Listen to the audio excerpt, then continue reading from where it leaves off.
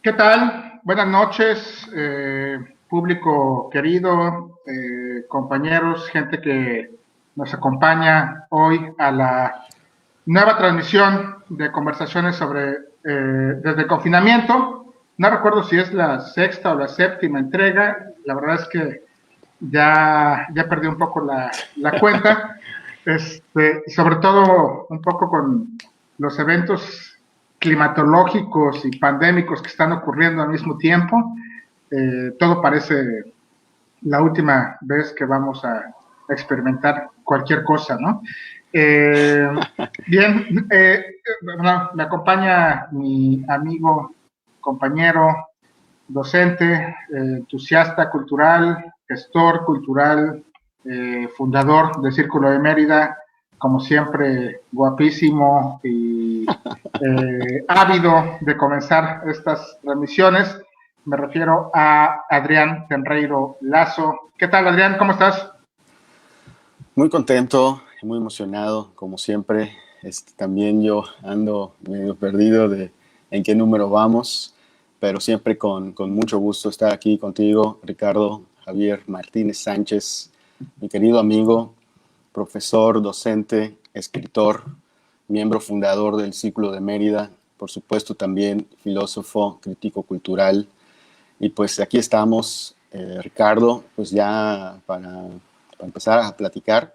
Me encanta que desde la apertura ya empiecen a lanzar algunos corazones nuestra querida audiencia, nuestros queridos amigos que siempre nos acompañan. Muchas gracias para los que ya están con nosotros. Poquito a poquito empieza a aumentar este número de vistas. Y pues bueno, Rich, pues vamos a comenzar, ¿no? De acuerdo.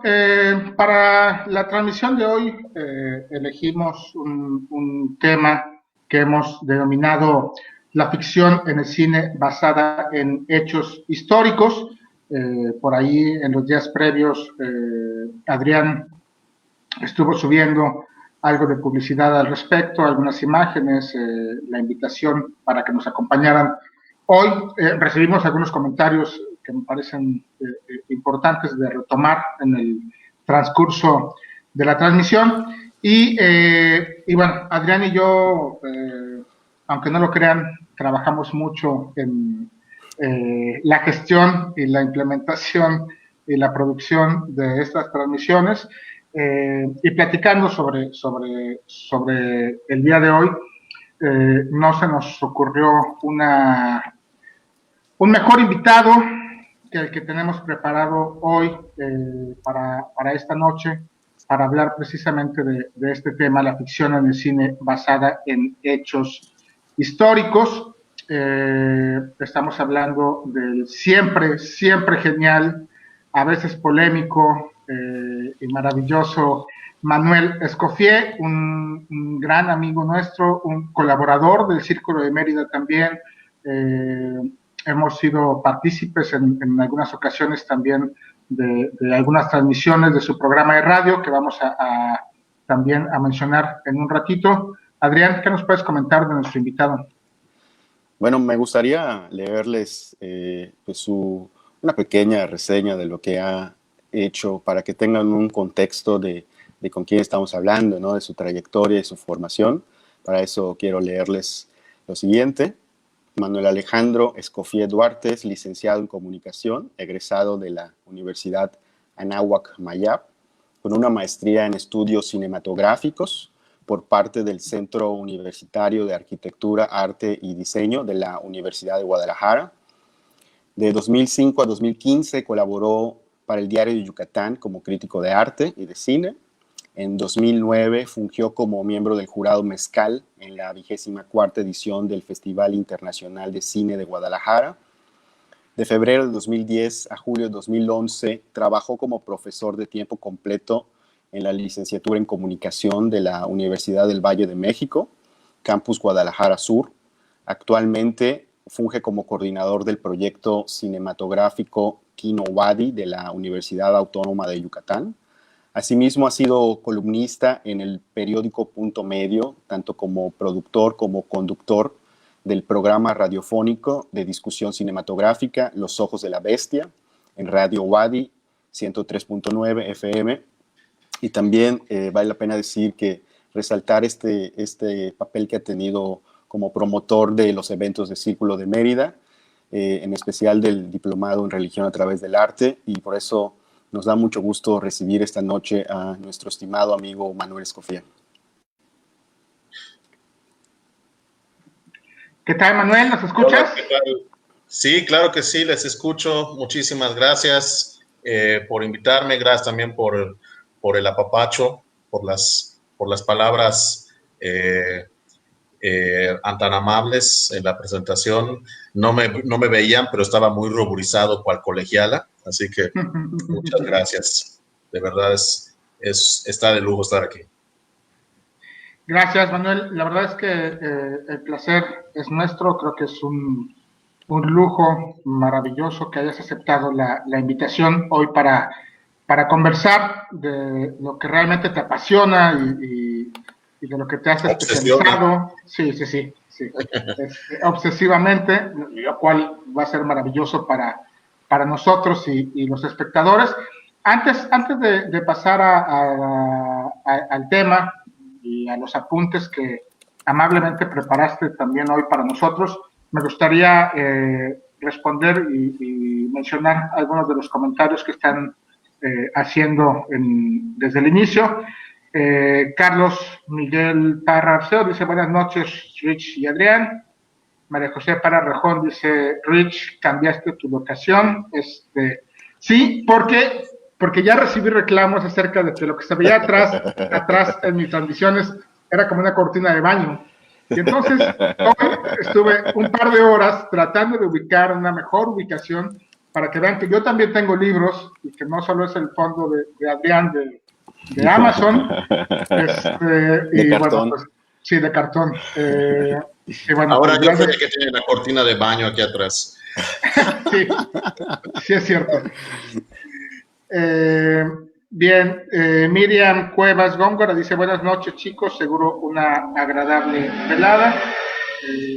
Cris Manzanilla, muchos saludos, gracias por seguirnos tan puntualmente como cada viernes, les agradecemos un montón.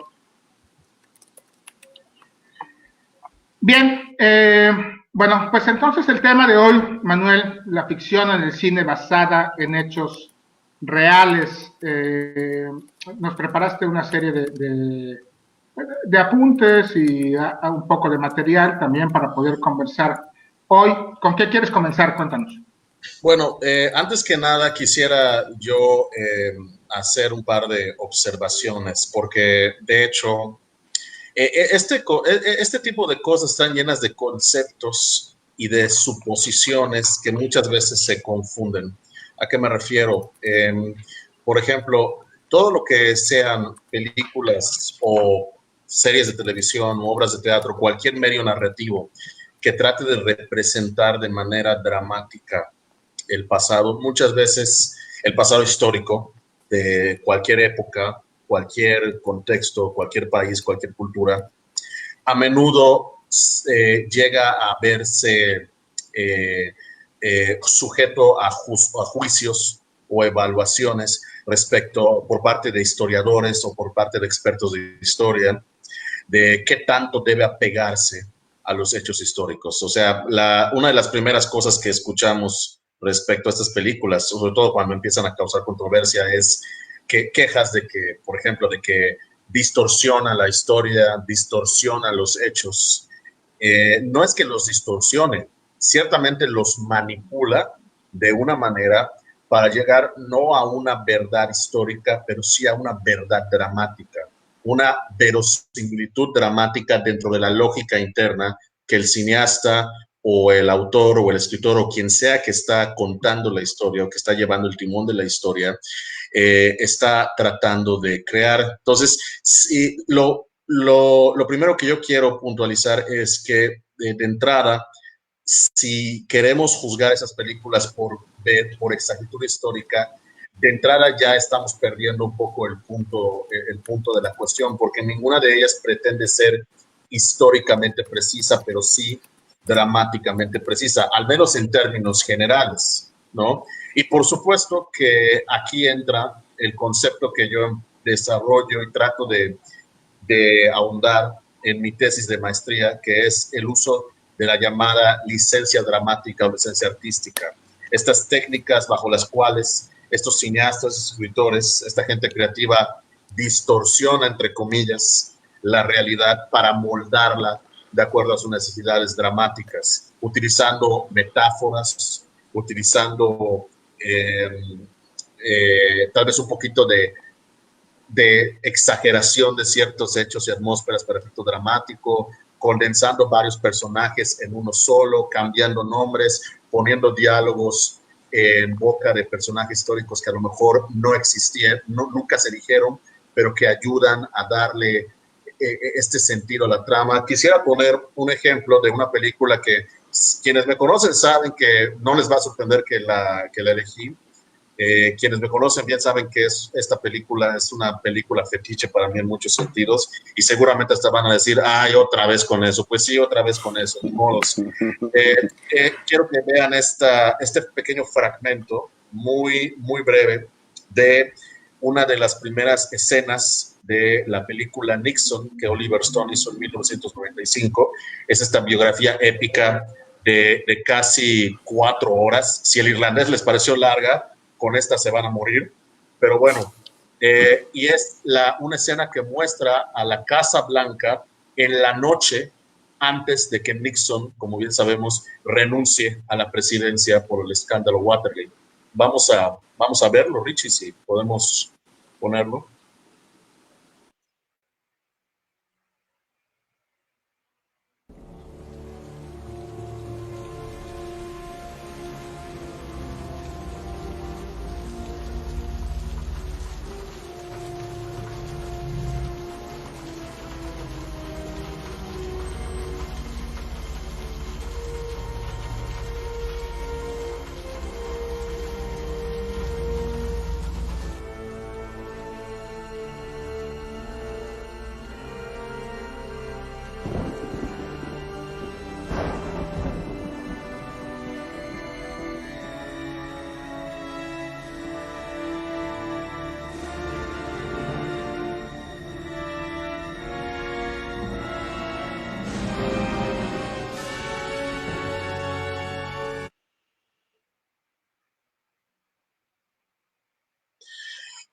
Bueno, como pueden ver, es un fragmento, es apenas una de las, o sea, así empieza básicamente la película a partir del escándalo Watergate, y de ahí va saltando en el tiempo, en diferentes momentos. Ahora yo quiero hacerles una pregunta. Al ver esta escena, si no, yo no les dijera que es de esta película, que es sobre Nixon, ¿de qué pensarían que trata? Con solo ver esa escena, esa atmósfera, esa música, ¿a qué les parecería que es? Batman. Batman de Tim Burton. Batman de Tim Burton. Sí, okay. Así inmediatamente. ¿Por qué? Porque se ve... ¿por qué Batman de Tim Burton específicamente? Por la atmósfera muy negra, ¿no? Muy gótica. Sombría. No sé quién hizo el soundtrack. John Williams. Coincidencia. ¿Qué tal? Sí, ¿no? Tiene todo el sentido del mundo. Sí, no, solo viendo la apertura, me recordó un poco al Tim Burton inicial, ¿no? Fernando, ¿tú en qué pensaste cuando viste eso? Bueno, la verdad es que ahorita Mérida está muy parecido, sombrío, oscuro, húmedo, lluvioso, sí, tormentoso. Y pues aparte, ahorita el contexto histórico, más o menos vamos por allá. Bueno, no están muy lejos porque, o sea, esto es básicamente una escena de una película de terror o de horror. De hecho, hay muchos tropos o muchas escenas en la película que se asemejan atmosférica y tonalmente a eso. Y estamos hablando de una biografía de un presidente de Estados Unidos. Ahora, por supuesto que habrá gente que diga, por supuesto que no. En la Casa Blanca no había esa tormenta cuando Nixon estaba a punto de renunciar, no había, o sea, es ridículo Ok, históricamente tal vez no sea así, pero al ver la película nos daremos cuenta, verla completa, nos daremos cuenta que esta es más allá de una representación fidedigna a nivel histórico de Richard Nixon. Esta es la historia de un hombre autodestructivo. Esta es una historia de un hombre con muchos complejos, demonios internos y con una oscuridad interna. Y esa misma oscuridad interna, esos demonios que lo llevaron a ser presidente, terminarían siendo los mismos demonios que lo destrozarían, que lo llevarían al escándalo que lo hizo caer en desgracia. En pocas palabras, estamos hablando de un drama, de una tragedia en un sentido épico, en un sentido shakespeariano. Y por eso es que Oliver Stone decide mostrar esta primera escena de una Casa Blanca que parece la mansión no solo de Drácula, sino de Ciudadano Kane. Es básicamente el Xanadu de Ciudadano Kane. Y nos vamos a ir adentrando en la psique atormentada y oscura de este hombre. ¿Por qué? Porque más allá de ser una película sobre Nixon, Oliver Stone visiona la vida de Nixon como este Kane, ¿no? O este monstruo que tiene un origen y un final trágicos. De ahí estos toques melodramáticos de ¿cómo se llama?, de esta locha oscura donde va a tomar una decisión que va a alterar para siempre su vida y el resto del país. Entonces, esto es tan solo un ejemplo. Y por supuesto, habrá quien históricamente hablando le parezca ridículo, habrá quien a nivel cinematográfico le parezca súper exagerado, muy over the top, pero pues esta es una película llena formalmente de esos toques. Y esto es solamente el más leve que les mostré. Hay cosas todavía más locas en ese sentido, pero la película es consistente tonalmente, es esta clase de película. Entonces, la clave aquí es no tanto qué tanto se apega a lo histórico, sino qué tanto es la película congruente y consistente con la premisa o con la visión que tiene de ese hecho en particular. Yo creo que esa es la clave para juzgarlas mejor. Y por supuesto, incluso dentro de eso hay cosas con las que yo a veces, más allá de lo histórico, tengo personalmente a nivel filosófico ciertos problemas. Por ejemplo, y qué bueno que mencionas eso, Ricardo. Ciertamente estamos en un periodo de la historia muy ad hoc para ver esta película en el contexto de qué está pasando con Estados Unidos, qué está pasando con esta inseguridad a nivel urbano y a nivel social que está ocurriendo, qué tipo de persona está ahorita en la Casa Blanca, qué tanto podemos confiar en su estabilidad psíquica en ese sentido, ¿no? Y por ejemplo, si nos vamos a lo que está en ese sentido, tomemos otro ejemplo. Alguien que también últimamente ha sido muy vituperado por dárselas de revisionista histórico, Quentin Tarantino. Por ejemplo, los dos ejemplos que me vienen a la mente: Bastardos sin Gloria, una visión revisionista del Holocausto en donde Hitler logró ser asesinado y los aliados lograron ganar la guerra muchísimo antes del día D.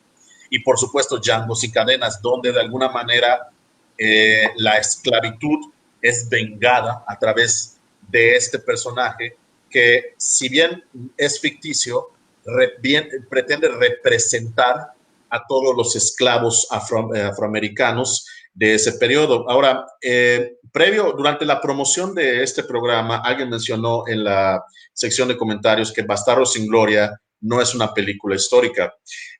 Yo difiero cortésmente en el sentido de que, ¿cómo veo yo al cine histórico? Es todas aquellas películas que utilizan el contexto de un periodo histórico determinado o de una situación histórica determinada para dar vida dentro de ella a una historia en particular. Y sobre todo en ese sentido, Bastardos sin Gloria, por supuesto que es histórica. Y no solo eso, porque mezcla personajes ficticios con personajes que históricamente sabemos que existieron. Ahí está Hitler, ahí está Goebbels, ahí por ahí hace un cameo el famoso actor alemán Emil Jannings. O sea, entonces en ese sentido, por supuesto que es histórica. Y por ejemplo, quisiera yo mostrar las dos escenas, que son las dos clímax de la película, de ambas películas. y que tiene que ver con cuál es la premisa a través de la cual Tarantino visualiza estos periodos históricos, que es el asesinato de Hitler. Aquí pueden ver el asesinato de Hitler en una sala de cine en París, y cuando Django destroza la plantación donde ha tenido presa a su esposa por ser afroamericana, y en la que simbólicamente destruye la esclavitud en el sur de Estados Unidos en esa época. Estas son dos películas que muestran qué hubiera pasado si, por ejemplo, si Hitler hubiera podido ser fácilmente asesinado bajo esas circunstancias y si hubiera podido vengar el holocausto de esa manera, y de qué manera y qué hubiera pasado si los esclavos hubieran podido tener a un vengador, a un paladín como Django, y todo esto a través de los géneros cinematográficos o las corrientes cinematográficas. Tarantino ve la historia como o sea, en términos de las películas de Blaxploitation y de serie B, que recrean estos periodos históricos, y lo ve en términos de películas, o sea, lo ve como cinéfilo antes que historiador, y utiliza, y al igual que esas películas como la original Bastardos sin Gloria, que era una película italiana de Nazi exploitation, que es un género como el Blaxploitation, en el sentido de que Blaxploitation es los tropos de la cultura afroamericana, los estereotipos dentro de géneros hollywoodenses. Bueno, lo mismo con los nazis y el holocausto. Entonces, hay como dos abordajes allá, ¿no? Porque uno tiene que ver con abordar la historia como si hubiera sucedido algo más, o si meter un elemento que no sucedió, versus retomar una historia desde el punto de vista de una población que no ha sido considerada en la construcción de la historia. Creo que hay como dos abordajes ahí distintos. Por supuesto. Son como dos ejemplos, ¿no? Sí, perdón, Fernando. Sí, y no solo eso, no solamente es rescatar la narrativa para esas minorías, sino también reivindicar con sangre el sufrimiento de esas minorías. Es la fantasía de la venganza llevado a delirios cinéfilos. Se me hace muy interesante que justamente en un cine es que Hitler sea asesinado en Bastardos sin Gloria. Es una película, el cine lo que lo lleva a ser derrotado, ¿no? Entonces, y es que así ha sido en la historia del cine de posguerra, es decir, todas las películas de posguerra han narrado la victoria de los aliados. Es decir, en el cine se ha consumado esta victoria, así literal en la historia, se ha apuntalado a través de las imágenes. Claro, y no solamente, y en este caso ya no nada más de los aliados, de las víctimas, de los que sufrieron, porque recordemos que los Bastardos sin Gloria del título de la película son un grupo de soldados judíos que cazan y torturan nazis, ¿no? Y en ese sentido, es interesante cómo en ambas películas se volvió a dar esta polémica de cómo se atreve Tarantino a utilizar algo tan sacrosanto como el holocausto a nivel cultural, algo tan sensible, tan doloroso para explotarlo. Bueno, a estas alturas me sorprende que mucha gente que ya conoce el cine de Tarantino se haya sorprendido que lo haya hecho, porque o sea, si yo veo una película sobre nazis y veo el nombre de Quentin Tarantino, jamás espero veracidad histórica, por supuesto que no. O sea, y en ese sentido, la premisa, la visión, así como Oliver Stone tenía su propia visión particular de Nixon, él tiene su visión particular sobre los nazis, sobre el holocausto, sobre la esclavitud, que es una visión más de cinéfilo que histórica, que tú puedes tener todos los problemas que quieras y todas las objeciones que quieras a nivel histórico, pero es consistente, en ningún momento pretende hacerse pasar por historia. Claro que habrá muchos espectadores no familiarizados y que no tengan ese interés por investigar, por leer historia y por informarse, que quieran quedarse con eso y quieran tomarlo como un referente histórico. Y en ese sentido, creo que es responsabilidad, no necesariamente de los cineastas, pero sí de gente como nosotros, como académicos, promotores de la cultura, tratar de abrir a la gente en ese sentido y invitarlos a que abran un poco más su mente y lo usen solamente como un punto de referencia y no como base para entender la historia y también para hacerlos entender que no se debe confundir la búsqueda de veracidad histórica con la búsqueda de verosimilitud dramática, que es mucho de lo que estas ficciones realmente están buscando realmente, ¿no? Realmente cualquier historia, cualquier verdad social o cualquier realidad que estamos tratando de construir en la actualidad o muy reciente, muy presente, o si quieres hace 5 o 10 años, siempre tiene ciertas miradas que van construyendo la imagen de lo que sucedió, pero quedan infinidad de relatos que no podemos ver. Es ahí la oportunidad del director, del guionista, de ir mostrando otros aspectos y de alguna forma, con lo que tú dices, esta imaginación, esta necesidad de reivindicar el dolor o todos los hechos que ocurrieron, es una parte de lo que hace falta, que no está contado, que no está narrado, y es la oportunidad que tiene como para ir metiendo estas historias. Claro, claro. Y también quisiera aclarar un punto, porque veo que ya lo están mencionando en los comentarios, lo chequé de reojo, ¿no? Cuando digo que yo lo denomino, lo veo como cine histórico, no me refiero a que pretenda ser una documentación fidedigna de la historia. Me refiero a que hace uso de referentes históricos para construir un drama, pero no porque sean históricas desde el punto de vista académico, ¿no? Entonces, que quede claro en ese sentido. Por supuesto que desde el punto de vista académico, formalmente académico, no son históricas, desde luego que no. Yo quiero meter mi cuchara ya adelante. Porque me he estado conteniendo durante 10 minutos. No te contengas, Rich, no te contengas. Sí. A ver, varias cosas. Este debate y esta polémica sobre el cine histórico, ¿no? Yo no sé qué película puedan nombrar como la película basada en hechos históricos por antonomasia, ¿no? O sea, que trate de respetar la historia como la conocemos consensualmente. Bueno, para ahí, ya desde ahí hay un problema paradigmático, ¿no?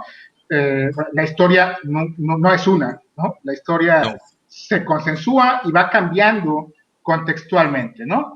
Y entonces, bueno, pues ahí depende mucho de quién escribe la historia, de cuáles son los consensos, de cuáles son las motivaciones para poder consensuar que esa es la historia en un país, de un evento, de algún fenómeno histórico, mundial, lo que fuera, ¿no?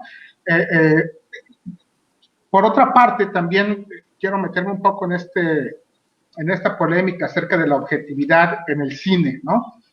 Si tratamos de irnos hacia la cuestión paradigmática de la objetividad, entonces pensamos en el cine documental, ¿no? Que aparentemente, dentro de su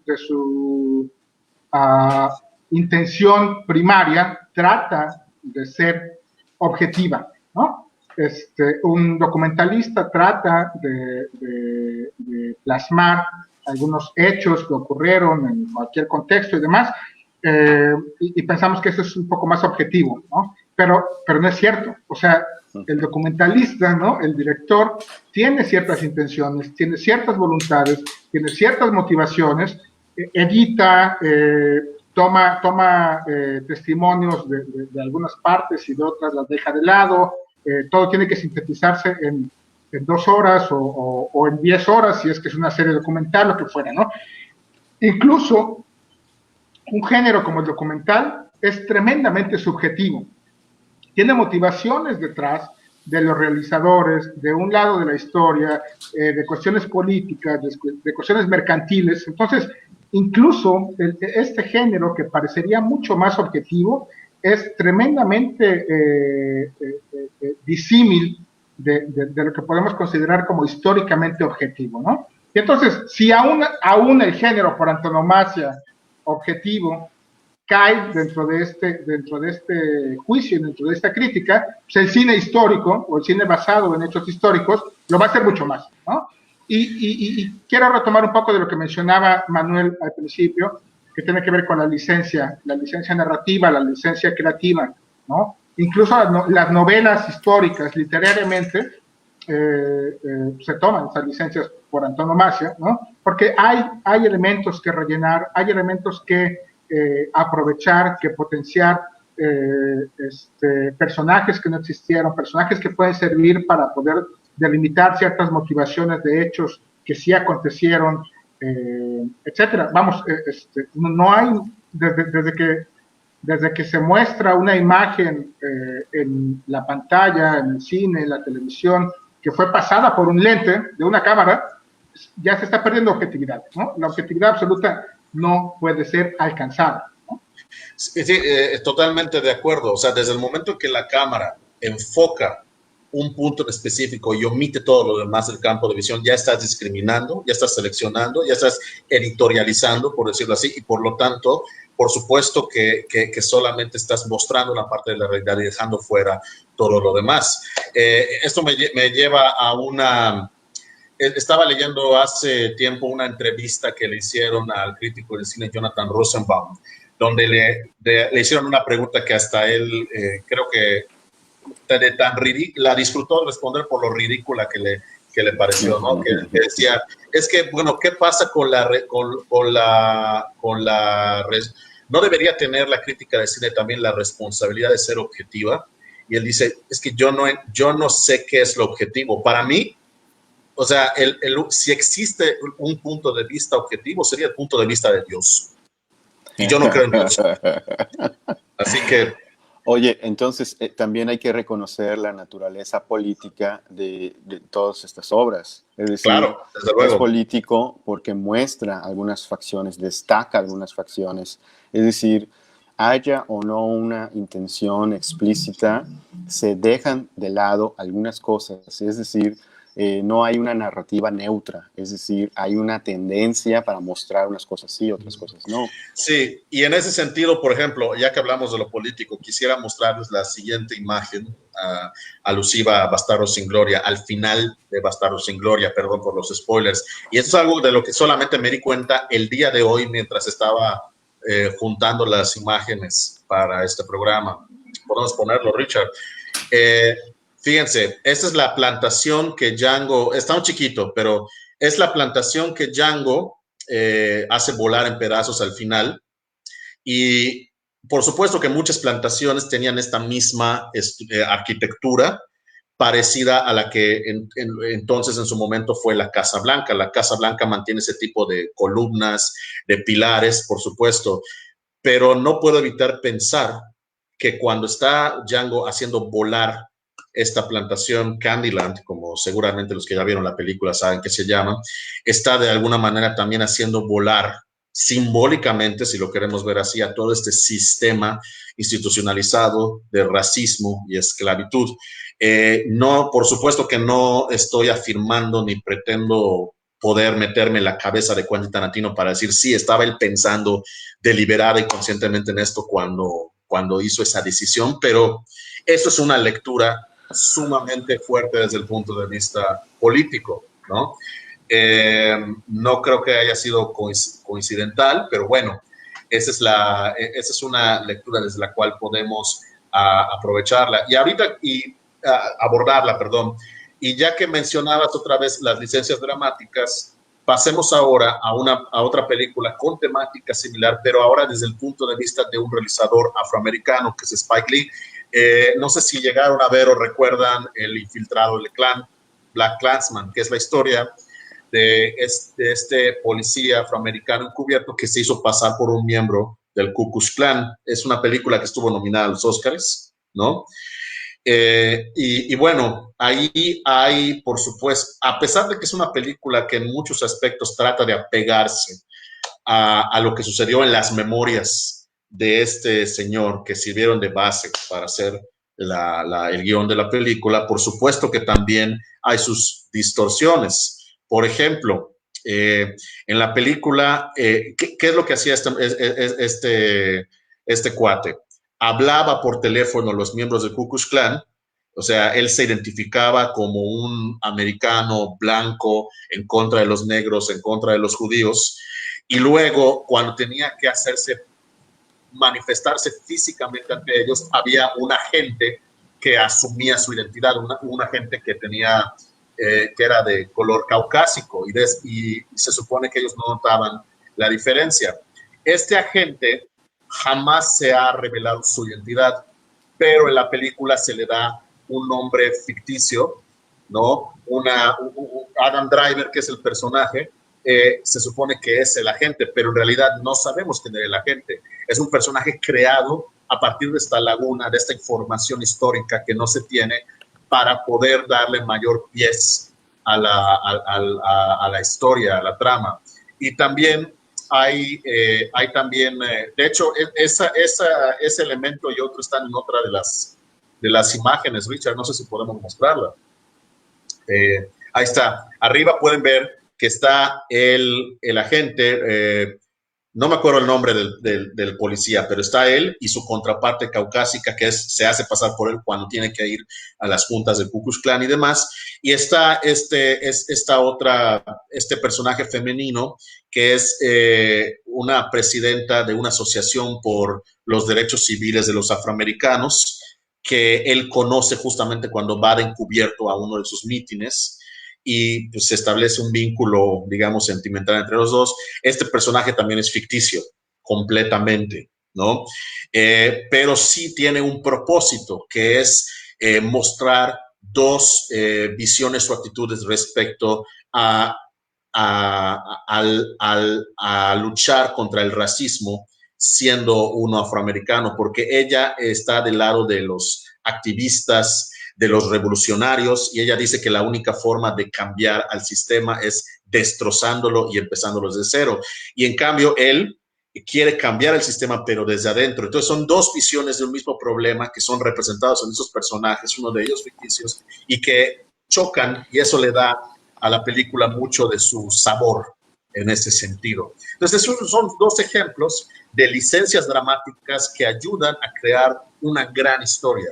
Una gran historia en el sentido de relato, no de... Oye, Manuel, yo quiero señalar, bueno, dos cosas. Un apunte sobre estas tres películas, y también me gustaría pasar a revisar algunos comentarios de la gente que nos está viendo. Claro. Cuando yo estaba repasando las películas que propusiste, a mí estas tres, Django, Bastardos sin Gloria y El Infiltrado del Ku Klux Klan, no pude evitar que me saltara a la vista una cuestión que me parece tremendamente significativa por parte de los dos directores. Estamos hablando de Tarantino y de Spike Lee. La hipérbole, el uso de la hipérbole para hacer cínica la historia, para hacerla divertida y para señalar simbolismos muy particulares acerca del discurso que se está dando o que se procura en la película, ¿no? Ya lo mencionabas tú ahorita con El Infiltrado de Ku Klux Klan. Es una película muy cómica, pero muy cínica desde el punto de vista de la comunidad afroamericana y de cómo intentan infiltrarse en esta situación de Ku Klux Klan. La interacción que hay entre Adam Driver, que en la película se presume como judío, ¿no? Y el agente afroamericano también es hilarante, ¿no? Hay momentos de tremenda ridiculez en la película, y Spike Lee se toma estas licencias junto con el escritor para hacerlo mucho más evidente, ¿no? Y por un lado lo hace digerible, como para que la gente pueda empatizar con el asunto, pero también detrás de ese cinismo y de esa paradoja que otorga la hipérbole, da chance para hacer una hipérbole, un statement acerca de contra qué va, ¿no? También me parece que Tarantino lo logra. Recordamos con Django este trajecito como de mosquetero que se pone, ¿no? Al menos 2/3 partes de la película, en donde él es el mejor vestido de toda la película. Sí. O sea, está mejor vestido que todos los blancos, que todos los dueños de las plantaciones. Me parece que es un símbolo poderoso, ¿no? La cuestión de Bastardos sin Gloria también esta licencia que se otorga como lo metacinematográfico, ¿no? Dentro de un discurso mucho más personal de Tarantino voy a hacer que mi historia, o sea, el cine salva a los protagonistas, ¿no? No es casualidad que terminen ahí incendiados dentro de un cine. Me parece una hipérbole fantástica, y que me parece que estos dos autores, estos dos directores, lo retoman de una manera fantástica, ¿no? Sí, y de hecho, qué bueno que mencionas eso, porque a esos dos, para hacer una triada, yo creo que por supuesto que tenemos que incluir a Oliver Stone, que justamente una de las cosas que mucha gente no aguanta, no digiere, es su tendencia, al menos en los 90s, ahorita ya se calmó un poquito, algunos dirían que para mal, en cuanto a la hipérbole. Nixon está llena de momentos de hipérbole en la edición, en la fotografía.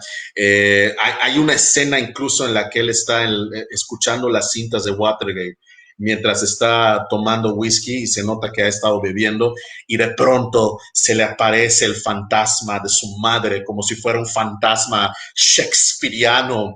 O sea, está llena de esas cosas. Y por ejemplo, y mucha gente dirá, bueno, eso es un absurdo. No es un absurdo, y más que hipérbole es un concepto que Michel Chion, al momento de describir sus niveles para adaptación que pueden aplicarse tanto a un libro como a un suceso histórico, habla, que es la emocionalización.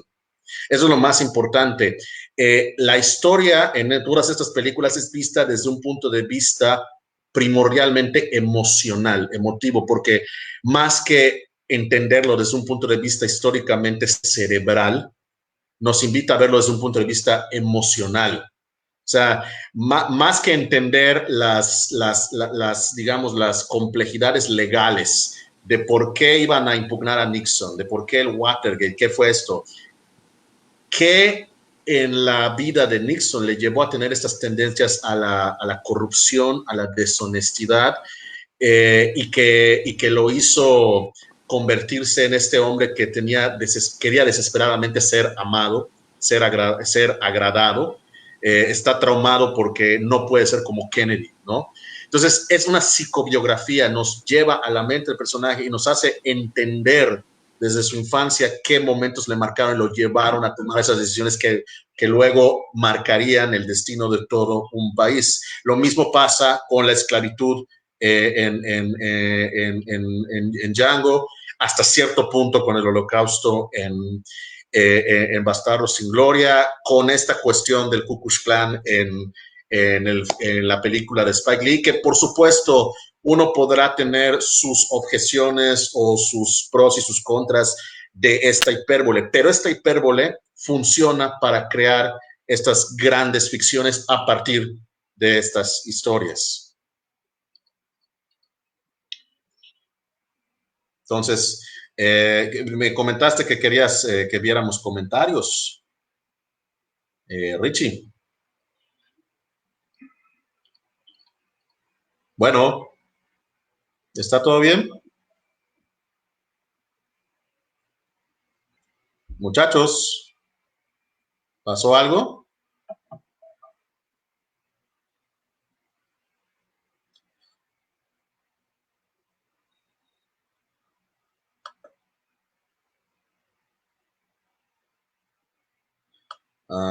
Perdimos señal, Manuel. No sé si ok. Ok, ¿ya me escuchan? Nosotros sí te escuchamos, pero perdimos video y señal de tanto Adrián como mío, ¿eh? Ok. Estoy tratando de resolverlo. Mientras, ¿tú puedes leer comentarios ahí en...? Claro que sí, por supuesto. Bueno, vamos a ver quién...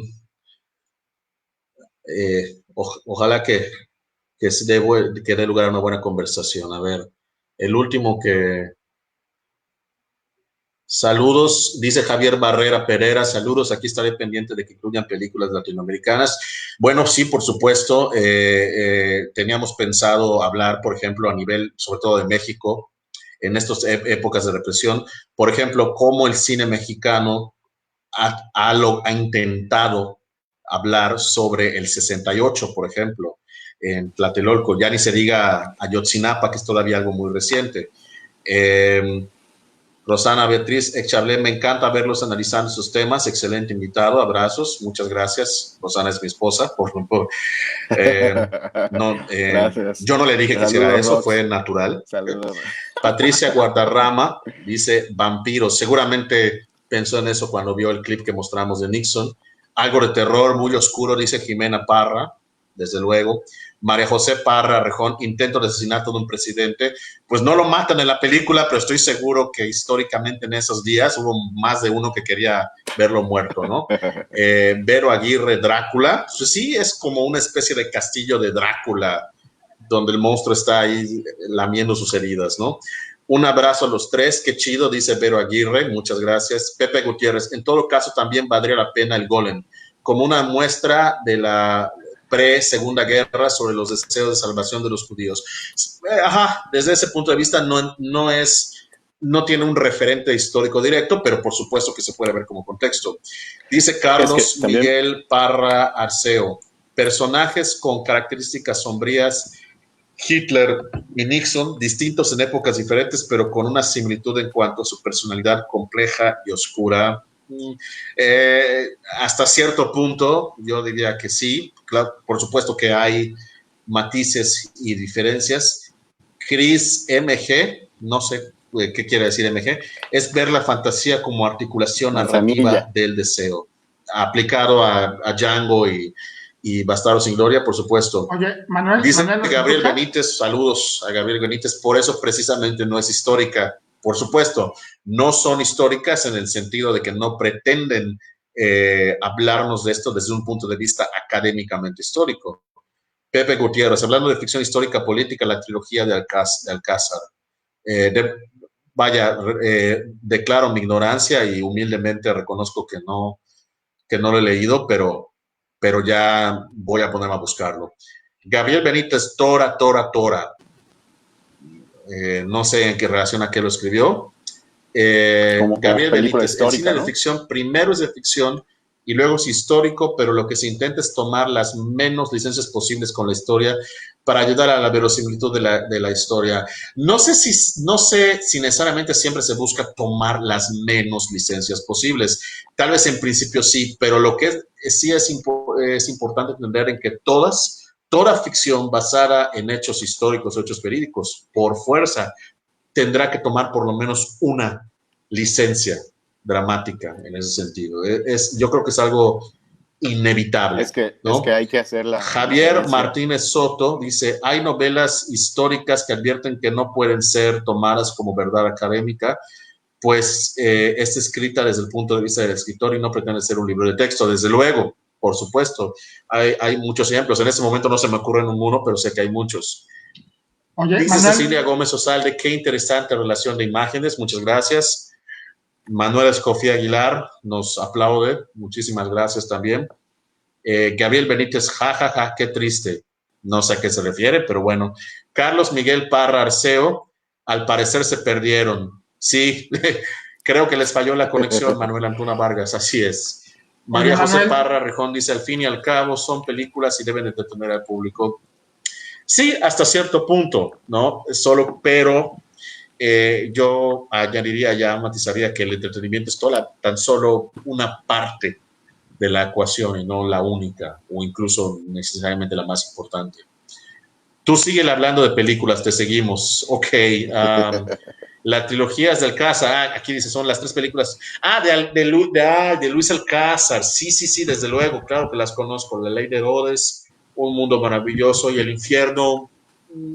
Bueno, no están directamente basadas en hechos históricos, pero tienen mucho que ver con el contexto político de México en muchos sentidos. La Ley de Herodes se desarrolla en los años, si no me equivoco, creo que 40 o 50.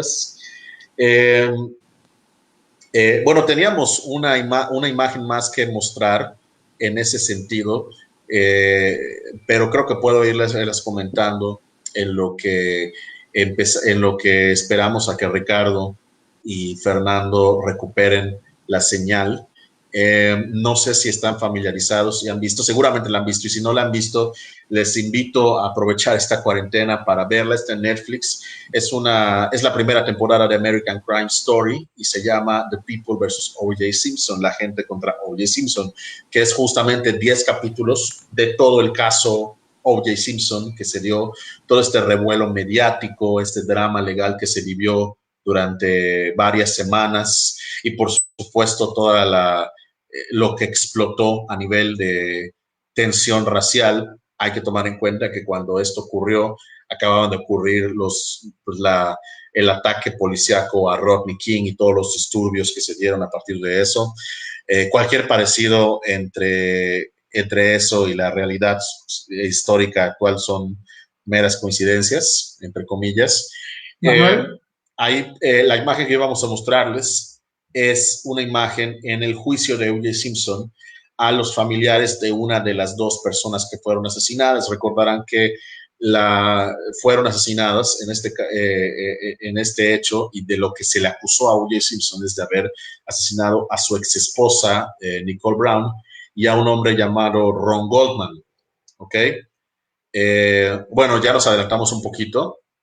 Ahí está la imagen. Esta es una imagen no de Rojo Amanecer, pero sí de ya se quitó, quién sabe por qué. A ver, un momentito. Sí los escucho a ustedes. ¿Ustedes no me escuchan?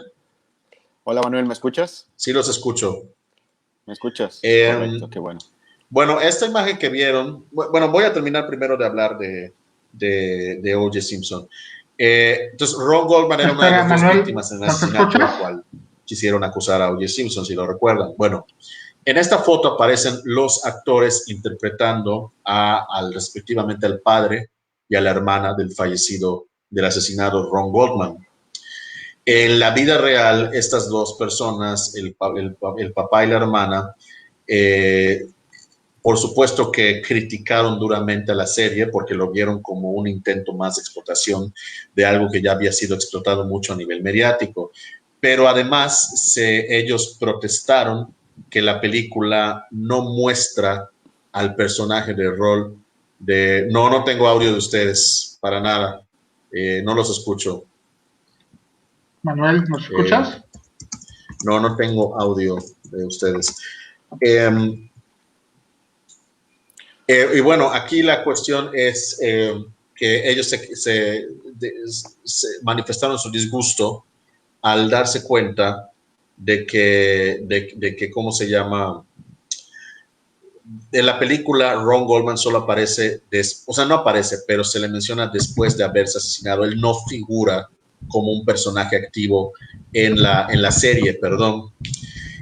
Sin embargo, los actores que representan al padre y a la hermana de Ron Goldman, es decir, los personajes de la hermana y el padre de Ron Goldman, aparecen en la película hablando con la fiscal que va a acusar a O.J. Simpson, quejándose de que todo el mundo habla de O.J. Simpson, pero no habla de las víctimas. Entonces, de alguna manera se les da este momento donde se recuerda que en medio de todo esto, de toda esta locura mediática, que si el juez, que si los abogados, había gente, había gente que había muerto y había gente que había perdido a seres queridos. Entonces, es interesante cómo ellos, a pesar de que tuvieron su momento, se escuchó su voz, por lo menos en uno de los episodios, ellos insisten o quieren que más bien la película sea sobre Ron Goldman, o en realidad es sobre O.J. Simpson. Y eso es lo que pasa muchas veces con este tipo de historias, ¿no? Cada quien tiene su perspectiva de qué debería ser el foco, el centro del drama, desde su punto de vista, y eso es, pues, por supuesto, hasta cierto punto comprensible, pero pues, como dije, pues hay otros intereses ahí. Bien, no sé si nos vaya a escuchar Manuel. Adrián, ¿tú nos escuchas? ¿Me escuchas? Sí, te escucho fuerte, claro. El resto de los espectadores nos escuchan, ¿verdad? Tuvimos una un accidente ahí con el audio, con nuestro audio hacia Manuel. No sé si Manuel nos está escuchando ahorita. Aunque no se vea cámara, yo lo veo. Haznos un gesto si es que nos escuchas. Creo que no. Bueno, voy a intentar una maniobra peligrosa. Ya me intenté comunicar con él, de sacarlo y que vuelva a entrar. Pues una disculpa, es culpa del huracán, no es culpa de nosotros ni de la producción, es este huracán. Temas de programa en vivo, temas de programas en vivo. A ver, ya regresó Manuel, vamos a ver si nos escucha. Ahora sí, Manuel. Manuel, ¿nos escuchas? Sí, nos escucho, sí. ¡Yay! Pudimos solventarlo en vivo. Qué bueno, me da mucho gusto. Lamentablemente yo no lo escucho, así que voy y regreso. Dale, Adrián. Adelante. Ahí voy. Perdón, Manuel, te detuvimos en un momento de mucha inspiración. Estabas hablando. No, está bien. La única duda que tengo es que no sé si la gente en su casa sí escuché todo la improvisación que hice. Sí, bueno, sí escucharon. Ah, perfecto. No, pues sí, entonces, es que hay que resolver estos temas de programas en vivo, porque sí pasa. Y además está bastante inestable el internet toda la mañana. Ha estado así por las lluvias, queridos compañeros. Bueno, pero claro, ya lo resolvimos. Nos escuchamos todos, ¿verdad? Sí. Bien, maravilloso. Ya con esto me doy por bien servido hoy. De hecho, aquí acabamos el programa. Esto fue todo. No es cierto. ¿En serio? Oye. No es cierto. Manuel, nos estabas hablando entonces de esta serie de O.J. Simpson. Sí, que yo creo que este ejemplo que estaba yo, gracias, dice Chris MG, que sí me escuchan, excelente. Sí, yo creo que este ejemplo que estaba yo puntualizando también nos habla de que hay el uso de la licencia dramática, por supuesto que también tiene ciertas implicaciones, vamos a poner hasta cierto punto de carácter, pues, ético, en el sentido de que, sobre todo, si las personas todavía viven o si los familiares todavía viven, ¿no? Depende mucho del caso, depende mucho de qué es lo que se pretenda construir desde el punto de vista dramático. Y es, por supuesto, pues algo bastante complejo, muy, muy, muy complejo. Y lo sé porque como parte de mi trabajo de tesis, yo tuve que desarrollar un proyecto de ficción basado en un hecho real y tuve que hacer entrevistas con mucha gente que conoció a estas personas.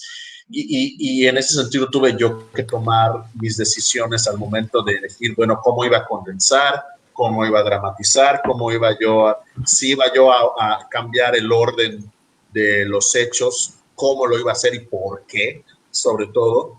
Entonces no es tan sencillo como nada más irse por la libre, sobre todo cuando la gente y las personas alrededor de esta gente que estás dramatizando todavía viven, y sobre todo si vas a querer contar con que ellos te den información o te den cosas o te den material que te pueden servir para armar la historia. Entonces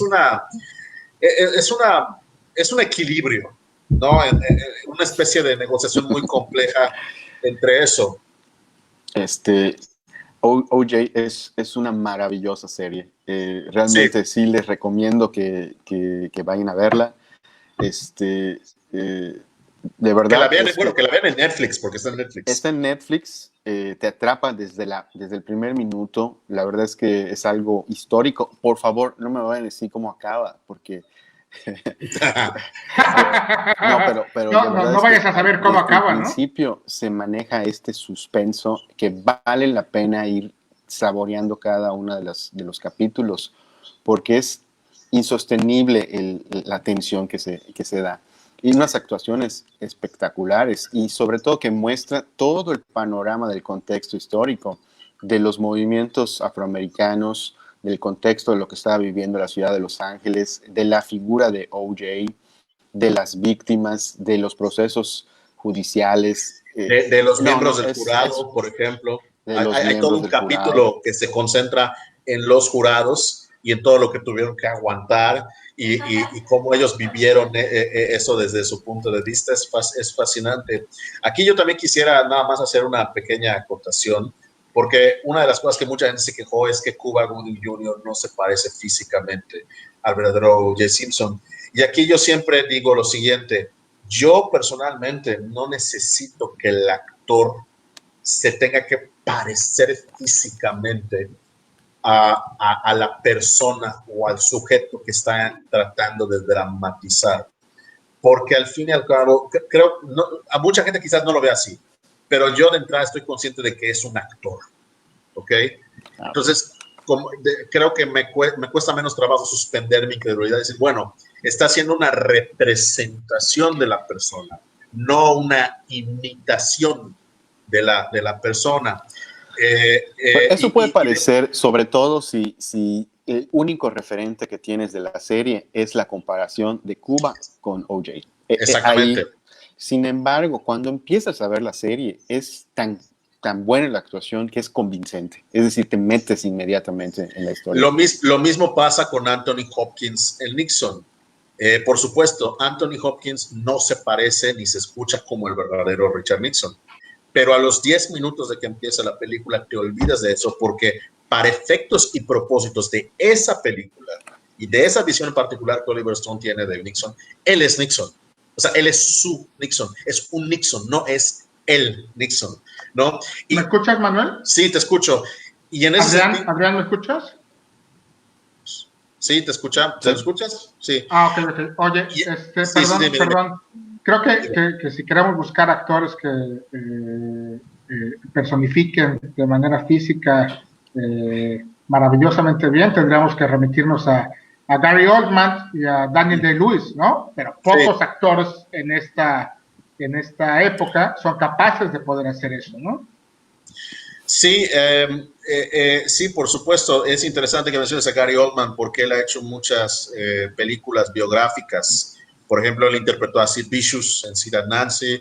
Desde luego que fue Lee Harvey Oswald en JFK. Hizo a Beethoven en una película que muy poca gente conoce que se llama Immortal Beloved, Amar Inmortal. Pero ¿sabes a mí qué me desespera? Cuando ponen al actor, le echan al actor kilos de maquillaje prostético en la cara para parecerse más a la persona. Eso a mí me mata. Por eso, por ejemplo, no puedo ver Hitchcock. Por ejemplo, la película que hizo Anthony Hopkins sobre Hitchcock, porque todo el tiempo estoy pensando en lo falso que se ve su maquillaje. Pareciera una máscara de Halloween y me saca completamente de la historia de que se está tratando de contar en ese sentido. Bueno, Adrián, ¿me escuchas? Yo no escucho a Rich. Oye, Manuel, ¿me escuchas tú? Manuel. Sí, yo sí te escucho. Manuel, voy a intentar una maniobra. Dile a Adrián que por favor pueda leer algunos comentarios y me vuelvo a conectar yo, ¿vale? Que si dice Ricardo que si puedes leer algunos comentarios mientras él se vuelve a conectar.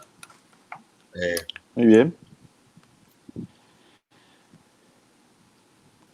Oye, Manuel, pues vamos a leer algunos comentarios justo claro. Para también... Yo ya leí la mitad, tú lees la otra mitad. Si lo tienes a la mano, por favor, también ayúdame, mientras también voy dando algunos avisos. Claro. Bueno, algunos avisos. A lo largo de la semana hemos estado compartiendo a través de Círculo de Mérida algunos posts con noticias acerca del mundo del cine. Ya vemos que en el mundo del cine pues se está renovando la forma en la que se están haciendo llegar las películas a las nuevas audiencias, nuevas formas de ser audiencia. Y a través de Círculo de Mérida estamos compartiendo links, noticias con festivales que están en plataformas muy accesibles, la mayoría de ellas gratuitas. Algunas pues tienen un acceso limitado, pero les recomiendo que vayan a checar, que chequen estas publicaciones de Círculo de Mérida. Y también quiero hacer mención de unos videos que hemos también estado subiendo que han sido producidos en el marco de la asignatura de Cine, Individuo y Sociedad, que son ensayos audiovisuales de películas muy recientes o de series que los alumnos de esta asignatura de la Universidad Autónoma de Yucatán están vinculando con temas sociales, están haciendo ensayos, la verdad es que muy interesantes. No se ha tratado de un taller de producción audiovisual, pero la calidad ha sido espectacular. Yo les invito a checar todos estos temas de gran actualidad, en gran medida vinculados con el tema del COVID, pero también en extenso para nuestra condición social. Son excelentes ensayos, yo les invito a ir a checarlos. Y bueno, pues entonces, ¿qué tenemos por aquí? Adrián, ¿me escuchas? Rich, ¿tienes audio? Sí, tengo audio. Manuel, ¿Tú me escuchas? Sí, un poquito desfasado, pero sí te escucho. Sí, saludos para Jimena Parra, que siempre nos acompaña y siempre nos apoya muchísimo. Para Diego Armando Tenreiro Lazo, excelente transmisión, buen invitado, aporta un montón. Creo que no te conocía. Manuel siempre es un experto, la verdad es un experto en el cine. Ya nos habían pedido mucho. Saludos también para Miriam Cuevas, que siempre estaba muy pendiente Hola, Miriam. de cuándo nos van a traer a Manuel, por favor, cuándo es su tiempo, ¿no? Ay, por Dios. ¿Cómo se imaginan el ciclo de cine o la producción cinematográfica post-pandemia? Es una pregunta que nos hace Cecilia Gómez Osalde. Pues yo creo que no, bueno, no lo sé, pero quizás a medida que vayamos, no sé si va a llegar un punto en el que podamos volver exactamente a cómo estaba todo antes, pero yo creo que quizás las producciones, al menos al principio, se hagan un poco más pequeñas en cuanto a escala y manera de hacerse. La distribución seguirá siendo masiva, pero yo creo que va a empezar a hacerse un poquito más pequeño en escala en cuanto a realización, y de allí pues ya veremos, pero fuera de eso no tengo la menor idea.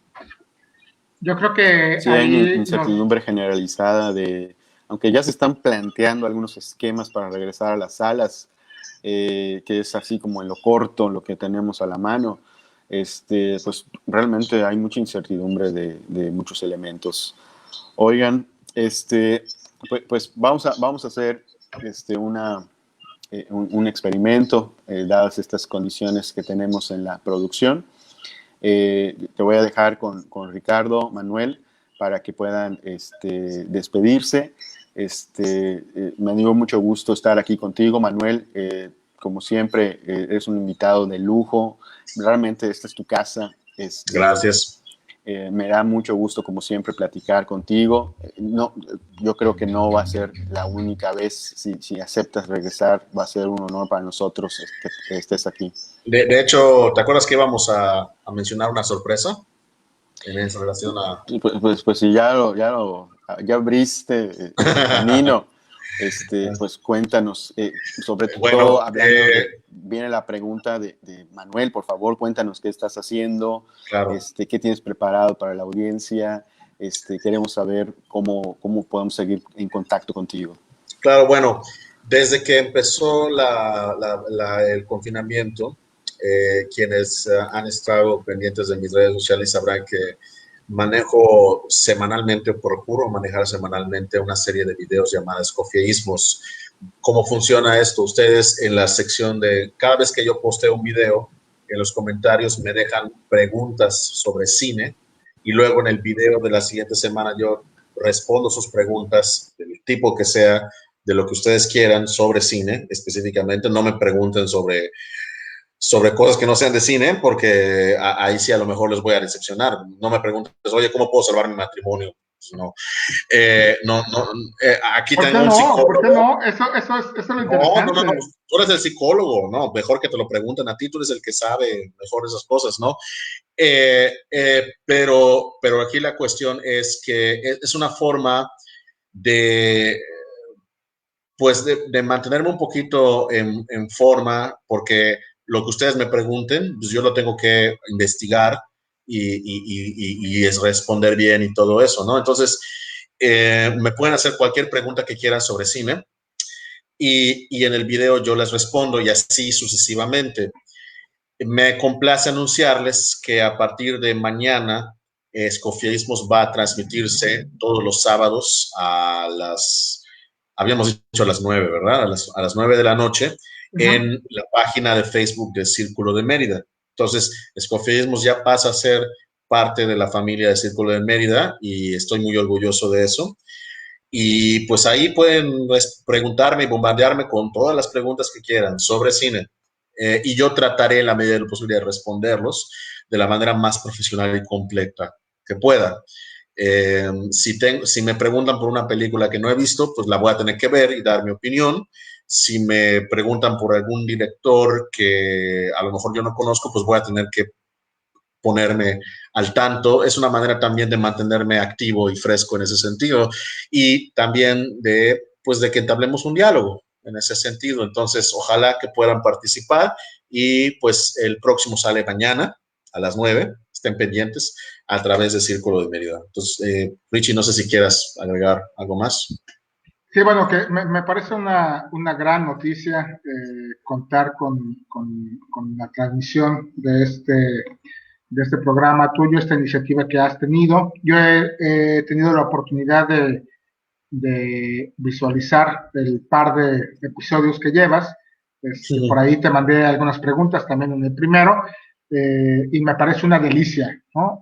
Para la gente que nos pudo ver hoy, que pudo interactuar hoy con nosotros, bueno, ya se deben haber dado cuenta, para los que no lo conocían, por supuesto, que Manuel Escoffier es una delicia y es un deleite hablando sobre cine. Yo, de verdad, bueno, yo no sé si, a lo mejor, ok, yo tengo una anécdota acerca de Manuel. A Manuel lo conocí porque me dio clase sobre apreciación e historia del cine hace N cantidad de años, cuando estaba Hace en la mucho tiempo carrera. en una galaxia muy lejana. Hace algunos años, y bueno, yo quedé fascinado con sus clases, me esforzaba enormemente por entregar ensayos que trataran de ser significativos cuando nos dejaba alguna tarea, y a partir de ahí creo que tuvimos una conexión importante que después retomamos por azares del destino y voluntades culturales. Siempre es un deleite. Acompáñenos todos los sábados a las 9 de la noche. Manuel va a estar subiendo su programa a través del Círculo de Mérida, también a través de su perfil y sus páginas. Creo que siempre vale la pena que lo puedan ver, que nos puedan acompañar. De verdad, esto es una gestión maravillosa que hizo Adrián con Manuel para poder tener esta primicia, ¿no? Entonces, bueno, pues ya saben, la cita es los viernes, por ahora los viernes, a las 9.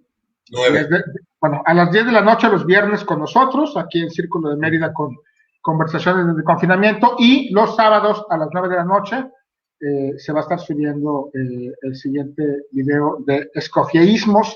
Aprovechenlo, exprímanlo, es una fuente de conocimiento y apreciación fantástica. Ok, ahora ya me pusiste nervioso porque, pues, porque son muchas expectativas que tengo que cubrir, pero está bien, eso es bueno, eso es bueno. Y bueno, pues, no, y la verdad es para mí un honor tanto haber estado hoy en este programa, a pesar de las dificultades técnicas, que ya sabemos que eso ya son gajes del oficio, y también de formar parte, pues, de esta iniciativa con esta aportación, ¿no? Y bueno, pues, no sé si quieras, no sé, ¿seguimos? ¿Vamos a cerrar? ¿Cómo funciona esto? ¿Qué procede, querido Richie? Bueno, ya estamos en tiempo de poder cerrar. Adrián tuvo que dejar la transmisión porque él no me escuchaba. Tenemos problemas con eso. Pero bueno, nada, para cerrar ya hoy.